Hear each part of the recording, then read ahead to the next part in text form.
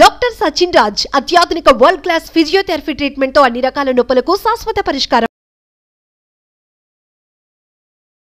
నమస్తే, welcome to Suman TV. నేను మీ విష్ణు. ప్రస్తుతంతో పాటు certified financial planner Ram Prasad గారు ప్రస్తుతంతో పాటు ఉన్నారు. సో వారితో మాట్లాడి ఫైనాన్షియల్ ప్లానింగ్కి సంబంధించిన అనేక రకాల విషయాలను వారి మాటల్లోనే అడిగి తెలుసుకుందాం. నమస్తే రామ్ ప్రసాద్ గారు. సార్ ఎలా ఉన్నారు సార్? బాగున్నాను సార్, మీరు బాగున్నారా? ఎస్, నేను బాగున్నాను సార్. అయితే ప్రీవియస్ వీడియోస్లో మనము ఇంతకుముందు జరిగిన సెషన్స్లో హోమ్ లోన్స్ గురించి మాట్లాడుకున్నాము, అదేవిధంగా మ్యూచువల్ ఫండ్స్ గురించి, అదేవిధంగా ఇతర ఇన్వెస్ట్మెంట్స్ ప్లాన్స్ గురించి మాట్లాడుకున్నాము. అయితే ఇవాళ నన్ను చాలామంది కింద మన వీడియోస్లో చాలామంది కొన్ని క్వశ్చన్స్ ఇచ్చారు. అంటే మిడిల్ క్లాస్ వాళ్ళు, అంటే middle class employees, middle class family ఉండేవాళ్ళు ఇన్వెస్ట్మెంట్స్ చేయడానికి ఎన్ని రకాల ఇన్వెస్ట్మెంట్స్ ఉన్నాయి, సో ఎంతెంత ఇన్వెస్ట్ చేసుకుంటే ఫ్యూచర్లో ఒక మంచి లంసమ్ అమౌంట్ వచ్చే అవకాశం ఉందని చాలామంది క్వశ్చన్ అడుగుతున్నారు. సో దీన్ని మన ప్రేక్షకుల కోసం సవివరంగా తెలియజేయగలరు sir? When it comes to investment options, డెఫినెట్గా దేర్ ఆర్ మల్టిపుల్ ఆప్షన్స్. అంటే పూర్తిగా అన్ని ఆప్షన్స్ మనకు తెలిసి ఉండాలని లేదు. ప్రతి వ్యక్తి తనకు తెలిసిన ప్రొడక్ట్స్లో ఉన్న ఆప్షన్స్లో ఏదో ఒకటి చూస్ చేసుకొని తన జీవితకాలం దాంట్లో కొనసాగిస్తూ ఉంటారు. ఓకే, అయితే మీరు అడిగినట్టుగా ఇక్కడ మధ్యతరగతి కానివ్వండి, లోయర్ మిడిల్ క్లాస్ కానివ్వండి, అప్పర్ మిడిల్ క్లాస్ కానివ్వండి, ఏ వ్యక్తి అయినా సరే ఒక సరైన ప్రొడక్ట్ చూస్ చేసుకొని దాంట్లో ఇన్వెస్ట్ చేయాలి. అది చేస్తారు. ఇప్పుడు మీరు ప్రొడక్ట్ గురించి మాట్లాడమంటే, ఇప్పుడు ఉదాహరణకి అటల్ పెన్షన్ యోజన అనే ఒక స్కీమ్ ఉంది. ఇన్కమ్ ట్యాక్స్ బ్రాకెట్లో రాని వాళ్ళకి దాంట్లో పెన్షన్ కొరకు ఇన్వెస్ట్ చేస్తే ఒక 30 years ఉన్న వ్యక్తి మంత్లీ కనుక అరౌండ్ అప్రాక్సిమేట్గా చెప్తున్నాను ఒక 269 రూపీస్ అలా ఇన్వెస్ట్ చేస్తే అతనికి 60 ఏళ్ళు వచ్చినప్పుడు నెలవారీ 5,000 రూపాయలు పెన్షన్ ఇస్తారు, which is central government scheme. నెలకి 269 రూపాయలు కానీ పెట్టుకోగలిగితే 30 ఏళ్ళ వయసు నుంచి 60 ఏళ్ళ వరకు, 60 రాగానే ఎవ్రీ మంత్ 5,000 రూపీస్ అతనికి పెన్షన్ లాగా ఇవ్వడం జరుగుతుంది. This is one of the central government scheme. ఇలా మల్టిపుల్ స్కీమ్స్ ఉన్నాయి మనకి. అలానే సుకన్య సమృద్ధి, ఎవరికైనా అమ్మాయి ఉన్నట్లయితే, కూతురు ఉన్నట్లయితే ఆమె పేరు మీద గవర్నమెంట్ డిజైన్ స్కీమ్ ఇలా. అలాగే పబ్లిక్ ప్రొవిడెంట్ ఫండ్, అలాగే ఎంప్లాయీ ప్రొవిడెంట్ ఫండ్కి అడిషనల్గా వాలంటరీ ప్రొవిడెంట్ ఫండ్ పెట్టుకుంటారు. ఇలా ఎవరికున్న అందుబాటులో ఉన్న ప్రోడక్ట్లో వాళ్ళు ఇన్వెస్ట్ చేస్తున్నారు. అయితే ఇక్కడ జరుగుతున్న తప్పు ఏంటంటే, ఒక ప్రోడక్ట్ గురించి మీరు తెలుసుకున్నప్పుడు డెఫినెట్గా మీరు ఇంప్రెస్ అవుతారు. Sukanya Samriddhi as a product మంచి ప్రోడక్ట్ అనిపిస్తుంది, చాలా మంచి ప్రోడక్ట్. అటల్ పెన్షన్ యోజన చాలా మంచి ప్రోడక్ట్ అనిపిస్తుంది, పీపీఎఫ్ చాలా బెటర్ ప్రోడక్ట్, అలాగే ఒక ఇన్సూరెన్స్ పాలసీ డెఫినెట్గా మంచిగా అనిపిస్తుంది. ఇలా కనపడ్డదల్లా రీసెర్చ్ చేసినప్పుడు మనం ఒక ప్రోడక్ట్నే మాట్లాడినట్టయితే దాంతో ఇంప్రెస్ అయిపోతారు, దాంట్లో ఇన్వెస్ట్మెంట్ మొదలు పెడతారు. కానీ ఇలా చేయడం కరెక్ట్ కాదు. మీరు అన్ని ప్రొడక్ట్స్ని ఒకసారి బేరీ చేసుకొని మీ యొక్క ఫ్యూచర్ అవసరాల నిమిత్తం ఏ ప్రోడక్ట్ మీకు మీటో సెట్ అవుతుంది. ఇప్పుడు అటల్ పెన్షన్ యోజన లిమిటేషన్ ఏంటి? మీ పెన్షన్ అనేది 60 ఏళ్ళు వచ్చిన రోజు వస్తుంది. దాని purpose is very clear, it is a pension product. Sukanya Samriddhi అమ్మాయి యొక్క భవిష్యత్తు గురించి, దాని యొక్క మెచ్యూరిటీ అమౌంట్ అనేది 18, 19, 20లో పార్షియల్ అమౌంట్, 21st yearలో ఫుల్ అమౌంట్ వస్తుంది. ఇలా ప్రొడక్ట్స్ ఉన్నాయి. కానీ ఒక వ్యక్తి ఇలా ఒక ప్రోడక్ట్ని పెడితే ఇంకో ప్రోడక్ట్ మిస్ అయిపోతాడు. అలా అని ఎన్ని ప్రోడక్ట్స్లో ఎలా పెట్టాలో తెలియదు. శాలరీ పెరిగినప్పుడల్లా కొత్తగా ఇంకో ప్రోడక్ట్ ఉంటే దాంట్లో పెడతారు. ఎందుకంటే అది అతని కుటుంబం మీద అతనికి ఉన్న కమిట్మెంట్. సో ఇది మంచి ప్రోడక్ట్ నేను తీసుకోవాలని ఉద్దేశంతో పెడుతున్నారు.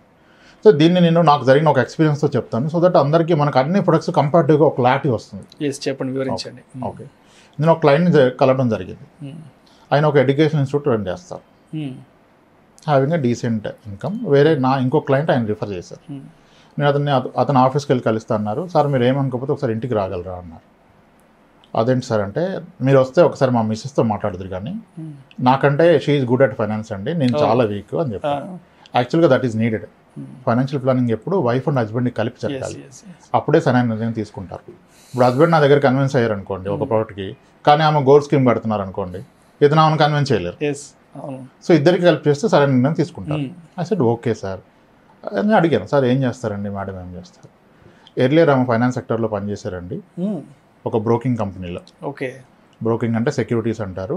ఆ కంపెనీ అన్ని ప్రొడక్ట్స్ హ్యాండిల్ చేసింది, స్టాక్స్ హ్యాండిల్ చేసింది, మ్యూచువల్ ఫండ్ చేసింది, గవర్నమెంట్ బాండ్స్, సెక్యూరిటీ అన్ని హ్యాండిల్ చేశారు.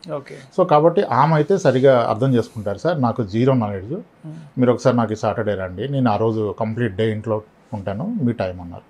ఆ సెడ్ ఓకే సార్, నేను 2 o'clock వస్తాను, రండి. వెళ్ళి కూర్చున్నాం.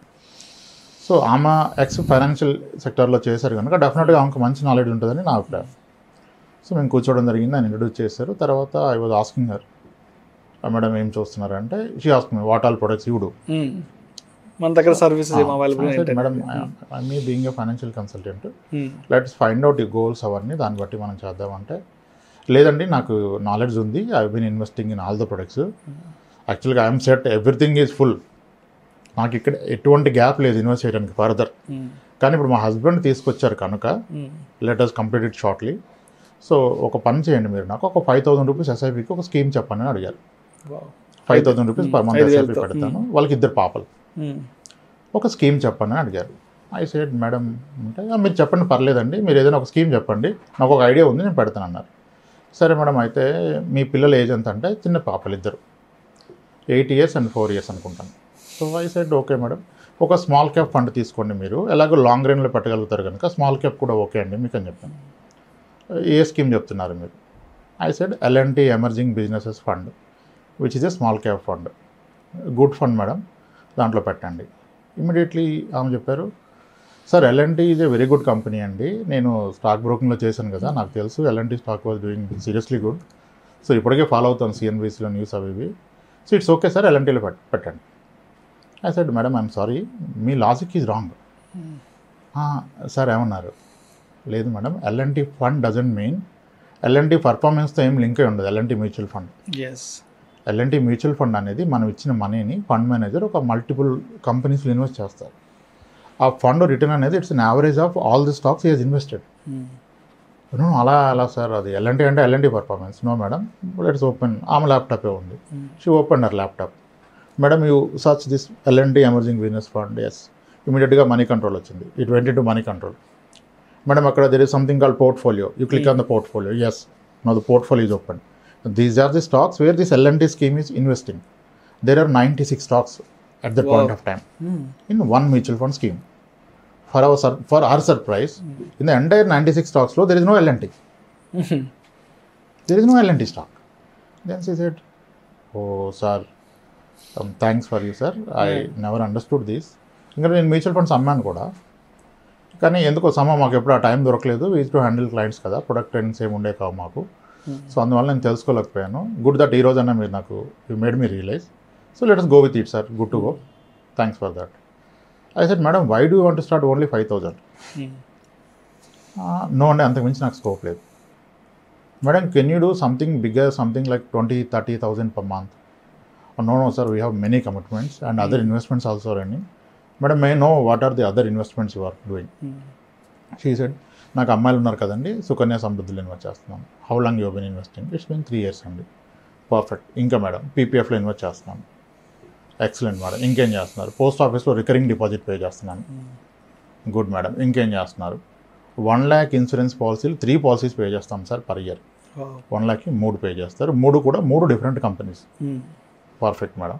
మరి మ్యూచువల్ ఫండ్స్ మీరు ఎంతవరకు చేయలేదా? మీరు స్టాక్ బ్రోకింగ్లో చేశారు కదా అంటే, ఎస్ ఐ హ్యావ్ 2 schemes నడుస్తున్నాయండి. ఇట్స్ బీన్ 9 years నేను ఇన్వెస్ట్ చేసి 2 మ్యూచువల్ ఫండ్ స్కీమ్స్లో. ఆ 2 స్కీమ్ల పేర్లు కూడా చెప్పారు. ఒకటి ఫ్రాంక్లిన్ టెంపుల్టన్, ఫ్రాంక్లిన్ ప్రైమో ఫండ్, ఒకటి Reliance mutual fund at the time, ఇప్పుడు నిప్పాన్ అయింది. Good madam. ఇప్పుడు నాకు ఒక విషయం చెప్పండి, ఇన్ని ప్రొడక్ట్స్లో మీరు ఇన్వెస్ట్ చేశారు కదా, అసలు ఏ ప్రొడక్ట్లో ఎంత రిటర్న్ వస్తుందో మీరు చూసారా? మీకు ఐడియా ఉందా? Yes I have very well. Yes ma'am. చెప్పండి పీపీఎఫ్లో ఎంత వస్తుంది మేడం మీకు? At the time it was 7.6, ఇప్పుడు 7.1 ఉంది, తగ్గింది. అరౌండ్ 7.6 వస్తుందండి. Perfect madam. PP Sukanya Samriddhi ఎంత వస్తుంది మేడం? ఇది కూడా 7.7 వరకు, అప్పుడు ఇప్పుడు 7.6. Perfect madam. ఇంకా అదర్ ఇన్సూరెన్స్లో ఎంత వస్తుంది మేడం మీకు? ఇన్సూరెన్స్లో అలా కాదు కదా సార్, 20 years మనం పాలసీ కడితే డబుల్ ది అమౌంట్ వస్తుందండి. Perfect ma'am. అలా వచ్చినా సరే మీరు రేట్ ఆఫ్ ఇంట్రెస్ట్లో ఒకసారి క్యాలిక్యులేట్ చేయండి కదా. నో అలా చూడలేదు సార్. అలా చేసి చూడండి. మీరు ఏదైనా ప్రోడక్ట్ని మెజర్ చేస్తున్నప్పుడు అది ఇచ్చే రిటర్న్ ఆఫ్ ఇంట్రెస్ట్ని బట్టే దాన్ని మెజర్ చేయండి. అంతేకాని నాకు డబుల్ అయిపోద్ది, ట్రిపుల్ అయిపోద్ది, మంత్లీ 3,000 కడితే 30 yearsలో 1 crore అయిపోతుంది. No, let's not go by that. ప్రతి దాని మెచ్యూరిటీ మీరు లైఫ్లో వాడుకోవాలి కదా. ఇప్పుడు 35 years ఉన్న ఏజ్లో ఉన్న వ్యక్తి 30 years 40 years మంత్లీ 2,000 కట్టి 1 crore అయితే వానికి ఏం లాభం? అతను రిటైర్మెంట్కి పనికి రాకుండా 75 yearsలో 1 crore ఏం చేసుకుంటారు ఆయన? సో ఎప్పుడు ప్రొడక్ట్ కొనద్దు, ఒక సొల్యూషన్ కొనండి. సో ఇప్పుడు మీకు చెప్పిన లైఫ్ ఇన్సూరెన్స్ పాలసీలో ఎంత రిటర్న్ వస్తుంది? నాకు ఐడియా లేదు మేడం. అది 4.6 to 5% వస్తుంది, నాట్ బియాండ్ దాట్. అందుకని అది 20 yearsలో డబుల్ అవుతుంది. That I miss out this point sir. Perfect అండి, good. Now you tell me ma'am, మీరు పెట్టిన మ్యూచువల్ ఫండ్లో ఎంత రిటర్న్ వచ్చింది? Very good return sir. ఎంత రిటర్న్ వచ్చింది madam? One scheme has given me 17.25%, another scheme has given around 16.95. Yes. Overall, it is at a 17% annual compounded growth rate. Perfect, madam. మంచి scheme. ఇప్పుడు ఒక logic చెప్పండి మీరు నాకు. ఇంకోటి post office recurring deposit, that is also trading around 6.75. So ఇప్పుడు ఎన్ని ప్రొడక్ట్స్లో మీకు దేంట్లో హైయెస్ట్ రిటర్న్ వచ్చింది మేడం లాస్ట్ 9 yearsలో? Mutual funds. పర్ఫెక్ట్ మేడం, మీరు ఎక్స్పీరియన్స్ అయ్యారు కదా. I need not to prove something to you. మీరే ఎక్స్పీరియన్స్ అయ్యారు. ఇప్పుడు చెప్పండి, మీరు అన్ని ప్రొడక్ట్స్లో పెట్టారు, it's a good plan. But ఏ బేసిస్లో మీరు వెయిటేజ్ ఇచ్చారు? మీరు పీపీఎఫ్లోనేమో ఇయర్లీ 1.5 lakhs పెడతారు, సుకన్య సమృద్ధిలో కూడా 1.5 పెడతారు, పోస్ట్ ఆఫీస్ రికరింగ్ డిపాజిట్లో ఈజ్ ఇన్వెస్టింగ్ 16,000 per month, ఇన్సూరెన్స్లో 3 lakhs per year పెడతారు. ఇవన్నీ కూడా మీకు 7%, 6% ఇస్తున్నాయి. Here is the product which has delivered 18%. మీరు దీన్ని ఇగ్నోర్ చేస్తున్నారు. దేనికి ఎక్కువ వెయిటేజ్ ఇవ్వాలి మీరు? అంటే మనం అసెట్ అలొకేషన్ చేయాలి కదా సార్, అన్నిట్లో పెట్టాలి. ఎస్ మ్యామ్, అబ్సల్యూట్లీ అన్నిట్లో పెట్టాలి. But there should be a logic. దేనికి ఎంత వెయిటేజ్ ఇవ్వాలి, దేన్ని నేను ఏ పర్పస్కి వాడతాను. సో అప్పుడు మీరు ఎస్ఐపికి ఎక్కువ పెట్టాలి కదా. మీరు ఇది ప్రూవెన్ ప్రొడక్ట్ కదా. ఇప్పుడు వేరే వాళ్ళకైతే నేను ఎడ్యుకేట్ చేయాలి. You experienced the product returns for the last 9 years. Yes sir, I missed out this point అండి. మీరు చెప్పారు కదా, సరే let us see, I will try to increase SIP. What do you suggest? I can't suggest anything madam. మీ ఫైనాన్సెస్ని బట్టి మీరు ఇప్పుడు రీబ్యాలెన్స్ చేయండి కదా. దేంట్లో ఎంత వెయిటేజ్ చేయాలో చూసుకోండి. మీకు ఎంత వెసులుబాటు ఉంటే అంత అమౌంట్ ఎస్ఐపికి తెచ్చేసేయండి. ఎందుకంటే the primary thing you need to understand, we are running at an inflation of 7%. Inflation 7% in a simple language, rupee is losing its value by 7% year on year. At the same time, all your investments are making a return which is below 7 or 7. అంటే టెక్నికల్గా ఏం జరుగుతుంది ఇక్కడ? రూపాయి యొక్క విలువ 7% పడిపోతుంది, మీ పెట్టుబడి కూడా 6 or 7 పెరుగుతుంది. టెక్నికల్గా you are not creating any wealth. So తప్పకుండా రిటర్న్ అనేది ఇన్ఫ్లేషన్ కన్నా ఎడిషనల్ ఉండాలి. దాన్నే రియల్ రిటర్న్ అంటారు. మీకు వచ్చిన return minus inflation has to be positive. Inflation ప్రాక్టికల్గా అయితే 7% నడుస్తుంది. సో మీరు అలా చూసి దేనికి ఎంత పెట్టాలో డిసైడ్ చేయండి. Then she said, sir this point I missed out. మీరు అనేది correct, inflation is at 6 as per government also. I understand that. But now it is very difficult sir, because this house where we are now is own house. We do have another house on loan. That is also bigger house, sir. We have taken 80 lakhs of a home loan. Akkada huge వెళ్ళిపోతుంది. So yes, మీరు చెప్పింది ఇప్పుడు now I am into dilemma. What need to be done? You can't increase your income. That is sure, I agree. But మీరు పెడతాను ఇన్వెస్ట్మెంట్లో మీరు కొన్ని changes చేసి increase చేయండి ఎస్ఐపిలో అని చెప్పారు. ఎందుకంటే ఆమె ఎక్స్పీరియన్స్ అయ్యారు కదా. With in next 3-4 months our SIP went to 75,000 with me. Wow. From nowhere. Earlier it was running 10,000 per month, 5,000 she has agreed kada. Akkada nunchi it went up to 75,000. Okay. In the core pandemic time lo, ante it has been happened 3.5 years back. So core pandemic lo avanni tagginchi ikkada ekku investment pettaru kada. Atanu unna business lo pandemic valla effect ayindi. Ikkada accumulate chesina money, decent money accumulate chesaru, more than 20 lakhs. ఈ entire money ఈ రోజు వరకు వాడుతూనే ఉన్నారు వాళ్ళు. వేరే ఏ asset క్లాస్లో కూడా lock in ఉంది కదా మీకు. PPF you can't withdraw, Sukanya Samriddhi you can't withdraw. This is such a product, ఇప్పుడు విత్డ్రా చేసుకున్నారు. సో ఇలా ప్రొడక్ట్స్ అన్నీ మంచివే, ఏది చెడు అంటలేదు. కానీ మీరు కంపేర్ చేసుకోండి, అన్నీ ఒకసారి ఆలోచించి దేని మెచ్యూరిటీ దేనికి ఎలా ఉపయోగపడుతుంది. మీకు ఇన్ కేస్ ఆఫ్ ఎమర్జెన్సీ వస్తే ఏ ప్రొడక్ట్ని తీస్తారు? ఇప్పుడు కొందరు ఎన్పిఎస్ కూడా ఇన్వెస్ట్ చేస్తారు, which is the best product. But NPS lock in till 60 years of age. సో మధ్యలో మనకు అవసరం వస్తే ఎలా? Sukanya Samriddhi lock in. అవును, మధ్యలో ఎన్నో అవసరాలు అప్స్ అండ్ డౌన్స్ వస్తాయి కదా. So any investment, one it has to give the real return which is nothing but more than inflation return ఇవ్వాలి. అండ్ ఈ షుడ్ హ్యావ్ లిక్విడిటీ ఉండాలి మీకు. మీ అవసరానికి ఆదుకోవాలి. అవసరానికి ఆదుకొని వాడు ఫ్రెండే కాదన్నప్పుడు అవసరాన్ని ఆదుకొని పెట్టుబడి కూడా పెట్టుబడి కాదు కదా. నాకు ₹1,00,000 వస్తుంది, నేను 10,000 అప్పుకి ఎందుకు తిరగాలి? So liquidity is most important అండి. ఇలా అన్ని ప్రొడక్ట్స్ని మీరు బేరీ చేసుకొని ఒక్కొక్క దాని ఫీచర్ చూడండి వరుసగా. దీని రిటర్న్ ఎంత, దీంట్లో ఉన్న రిస్క్ ఎంత, దీని మెచ్యూరిటీ నేను ఏ పర్పస్కి వాడుకుంటాను, అలా తీసుకుంటే రైట్ ప్రొడక్ట్ చూస్ చేసుకుంటారు.